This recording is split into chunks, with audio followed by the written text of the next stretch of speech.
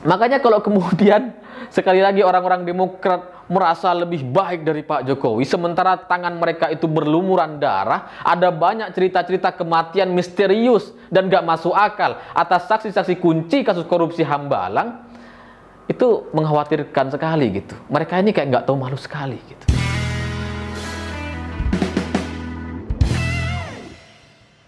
Selamat malam para mantan, selamat malam untuk semua mantan-mantan kalian yang Afgan, dalam tanda kurung sadis. Ya mungkin sebagian kalian nggak paham sama lelucon ini, nggak apa-apa. Yang penting ketawa aja, karena tertawa itu menyehatkan.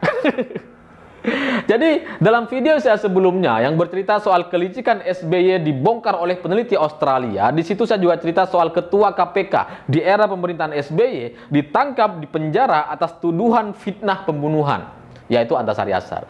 Dari kolom komentar yang saya baca, ada beberapa yang menarik perhatian saya, karena pada intinya ada yang nggak percaya apa iya pemerintahan SBY itu seburuk itu sampai kemudian melakukan skenario pembunuhan terhadap sesama manusia. Tapi di sisi lain mereka juga nggak percaya kalau pelakunya adalah Antasari.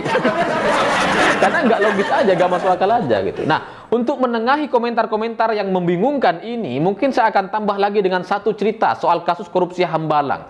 Sebagian besar orang taunya soal Hambalang itu ya proyek mangkrak, bangunan rumah hantu gitu ya. Atau yang melibatkan kasus korupsi elit-elit Partai Demokrat dari ketua, sekjen, bendahara, kena semua, dipenjara semua, atau melibatkan Menteri Pemuda dan Olahraga, atau mungkin juga cerita soal pangeran yang belum dipenjara. Ya tapi mungkin sebagian orang cuma taunya kayak gitu. Itu padahal cerita soal kasus korupsi Hambalang itu ada cerita berdarah-darahnya. Karena ada kasus-kasus pembunuhannya. Sebagian saksinya itu mati misterius, mati dibunuh. Jadi awal cerita ini itu dimulai dari Lisa. Lisa ini adalah asistensi perencanaan proyek Hambalang. Dalam sebuah kesaksiannya, dia tiba-tiba mengaku bahwa dia diancam untuk dibunuh, diancam oleh banyak orang. Salah satunya yang mengancam pembunuhan adalah Bupur atau Sylvia Soleha. Ceritanya tuh dia bilang bahwa Sylvia Soleha ini atau Bupur menemui dia dan bilang bahwa kalau kamu sampai membuka soal aliran uang, kamu akan bernasib sama seperti Arief Gunawan atau Arief Gundul. Nah, Arief Gundul atau Arief Gunawan ini sebelumnya sudah meninggal dunia.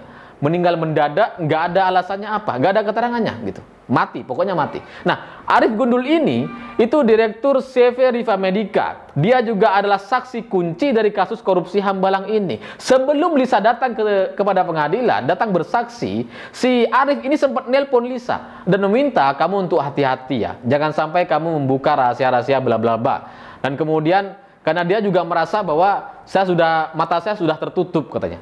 Entah dia nggak bisa ngelihat benar-benar dalam kondisi nggak bisa ngelihat, atau hanya ilustrasi saja. Tapi pada intinya dia mengingatkan agar Lisa berhati-hati. Nah, dalam kesaksiannya tiba-tiba Lisa ya bercerita semua ini dan meminta perlindungan terhadap siapapun yang bisa melindungi dia. Ini cerita tahun 2013. Sekarang 2021 kita nggak tahu nasib Lisa itu seperti apa benar masih hidup atau sudah meninggal dunia. Kita nggak tahu. Tapi intinya cerita ini ada di dalam ruang sidang. Nah, Lisa dan Arief Gunawan almarhum gitu yang sudah meninggal dunia lebih dulu, ini ceritanya dia memberikan sejumlah uang kepada Bupur. Bupur ini Sylvia Soleha, istri dari Kombes Pol, yaitu orang terdekat dengan pemerintahan SBY. Bukan, mungkin lebih tepatnya lebih dekat dengan Ani dan SBY waktu itu gitu ya. Nah, si Bupur ini dapat uang, dapat aliran uang dari keduanya gitu ya. Dan kemudian ya kita nggak tahu nasib Lisa pada akhirnya seperti apa. Nah, selain itu, selain Arief Gunawan, ada juga cerita soal Muhyad. Jadi awalnya Andi Malarangeng itu kan ditangkap oleh KPK atas kasus korupsi Hambalang. Lalu kemudian adiknya atau kakaknya gitu ya, Rizal Malarangeng itu jadi juru bicara dan dia membuat tim investigasi independen sampai kemudian mengarah pada satu kesimpulan bahwa Muhyad ini harus diperiksa oleh KPK karena dia mendapatkan banyak informasi soal Muhyad ini. Muhyad sudah diperiksa oleh KPK sekali lalu kemudian mati. Ya matinya stroke atau apa. gitu ya. Pokoknya meninggal dunia setelah itu, setelah memberikan kesaksian. Selain Muhayyad, ada juga Asep Wibowo, yaitu Dirut Metapora, salah satu perusahaan subkonstruksi di proyek Hambalang ini. Dia juga mati mendadak. Nggak tahu alasannya apa, tapi dia juga bersaksi sekali dipanggil KPK, habis keluar mati. Lalu kemudian ada Ikuten Sinulingga, yaitu Dirut Operasi Wika. Dia mati loncat atau bunuh diri di JPO Jakarta. Jadi ada beberapa keterangan soal kematian ini. Dari pihak perusahaan, dari pihak Wika, dia meyakini bahwa Ikuten Sinulingga ini, sang direktur, itu mati gara-gara tergelincir dari jembatan. Kemudian mati. Tapi dari versi kepolisian, mereka memungkinkan, mencurigai bahwa Ikuten Sinulingga ini loncat bunuh diri. Cuma kan nggak masuk akal gitu. JPO itu kan nggak seberapa tinggi, seingat saya gitu ya. Jadi kalau loncat dari sana kayaknya nggak mati, kemungkinan matinya itu kecil. Mungkin patah, sakit iya, tapi kalau langsung mati kok kayaknya kita curiga, kecuali jatuhnya langsung dilindas truk atau mobil, mungkin langsung mati gitu. Nah kalau tergelincir juga ini meragukan gitu. Apa iya cuma tergelincir langsung mati gitu? Kan nggak masuk akal. Nah dari pihak keluarga mencurigai bahwa ini ada tindakan aksi kriminal, yaitu mungkin pembunuhan disengaja atau pembunuhan secara tidak disengaja, karena ada tanda-tandanya. Salah satunya adalah jam tangan yang dikenakan itu sampai rusak atau sobek gitu. Karena kalau bunuh diri dengan lompat dari JPO, ya nggak mungkin sampai selecet itu si jam tangannya gitu ya, ikatannya gitu. Nah dari cerita-cerita ini jelas sangat mengerikan sekali. Jadi Hambalang itu mengerikan bukan cuma karena dia bangunan yang belum selesai, tapi ada darah-darah manusia yang terlibat di sana. Ada kematian-kematian yang terlibat di sana. Nah, yang menarik dari cerita-cerita ini, Bu Pur itu kan sudah dituduh mengancam Lisa gitu ya. Tapi sampai sekarang, sampai hari ini, itu nggak diproses, nggak diinvestigasi. KPK nggak melakukan investigasi terhadap saksi-saksi kunci atas kasus korupsi Hambalang ini. Diam aja KPK-nya waktu itu. Jadi bayangkan bagaimana berlumur darahnya pemerintahan SBY gitu. Ya mungkin kalau di zaman Soeharto kan ditangkap hilang nggak tahu kemana. Nah di era Pak SBY ini lebih canggih. Mati, kematiannya ada, orangnya mati dikubur, tapi alasan kematiannya tuh mendadak semua. Misterius gitu. Dan bahkan mencurigakan. Yaitu salah satunya yang Ikuten Sinulingga itu. Karena kita bayangkan deh, kalaupun dia bunuh diri, kalaupun dia tergelincir, kalaupun dia misalkan jatuh atau dibunuh oleh orang lain, mestinya kan ada saksinya gitu. Tapi sampai sekarang ini nggak terbukti. Ada cuma cerita dari katanya ke katanya. Katanya ada saksinya, katanya ada saksinya, tapi nggak pernah terbukti, nggak pernah bisa dibuktikan. Nah, yang menarik dari sisi cerita ini adalah cerita soal Bu Pur atau Bunda Putri.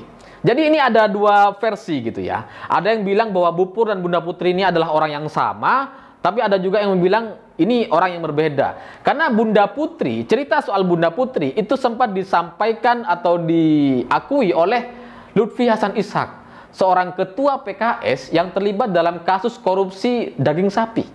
Jadi kasus ini membuka satu nama Bunda Putri dengan segala kesaktiannya yang meminta proyek atau fee dari kasus korupsi ini gitu. Nah sama nih seperti soal cerita Lisa dan almarhum Arief Gunawan gitu. Sama juga minta uang. Jadi dalam kesimpulan saya, entah ini sama atau enggak, Bu Pur dan Bunda Putri ini itu kayaknya punya tugas untuk menagih mengambil uang-uang korupsi dari banyak proyek. Nah menariknya adalah si Bunda Putri atau Bu Pur atau Sylvia Soleha ini itu begitu berkuasa sekali. Karena dia bisa menghubungi menteri, bisa mengadukan menteri kepada ibu negara, dia bahkan bisa menghubungi Kapolri, nyuruh Kapolri. Nyuruh Kapolri yang waktu itu masih jadi Polda Metro Jaya. Ini kan luar biasa gitu. Orang biasa nggak bisa nggak gitu, nyuruh menteri, curhat kepada ibu negara, nggak semua orang bisa gitu. Nah, ketika kasus ini terjadi, pihak SBY, pihak istana menolak untuk mengakui kenal dengan Bunda Putri atau Bu Pur. Nggak kenal katanya, kata SBY. Tapi di sisi lain, menteri-menterinya itu mengakui bahwa Bu Pur ini memang sering ada di Cikeas, memang sering ada di istana. Pertanyaannya, orang yang sering ada di Cikeas, sering ada di istana, bukan kerabat, bukan pejabat. Lalu mereka ini fungsinya sebagai apa?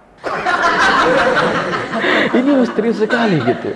Tapi pada intinya dari kasus ini, kalian kan sudah bisa menerka-nerka betapa buruknya pemerintahan SBY waktu itu. Ini sama dengan kasus Antasari. Antasari itu kan kesalahannya dia cuma dua kesalahannya. Pertama, dia menangkap besan SBY, dan kedua, dia mau meneliti kecurangan KPU, korupsi kasus KPU. Yang itu katanya melibatkan salah satu pangeran yang juga terlibat dalam kasus Hambalang ini. Nah, gara-gara pengejaran Antasari itu masuk dia ke penjara gitu. Dan terjadilah pembunuhan terhadap Nasruddin. Jadi buat kalian yang mungkin nggak tahu, saya yakin ada banyak orang nggak tahu soal kasus korupsi Hambalang ini yang berdarah-darah sekali gitu ya. Kalian harus tahu betapa buruknya pemerintahan SBY. Jadi kalau sekarang mereka orang-orang para mantan ini mengaku merasa dirinya berjaya, baik, berprestasi dan sebagainya, merasa lebih baik dari Pak Jokowi gitu ya. Saya terus terang muak gitu. Rasanya tuh pengen muntah gitu. Ya gimana kalian merasa lebih baik sementara kasus-kasus korupsi yang saksi-saksinya dibunuh satu-satu? Ya memang nggak terbukti ini sebuah pembunuhan. Tapi dari kesaksian Lisa, pengakuan Lisa, dia kan diancam dibunuh. Ada ceritanya juga Arief Gunawan, kalau kamu nggak mau kayak Arief Gunawan yang mati itu, kamu jangan ngaku. Ini kan terbukti ada kasus pembunuhan dari sini gitu. Nah, yang menarik lagi dari cerita-cerita ini, itu ada cerita dari KPK sendiri. Jadi waktu itu KPK itu masih diisi kayak Johan Budi, Abraham Samad, Bambang Wijoyanto gitu ya.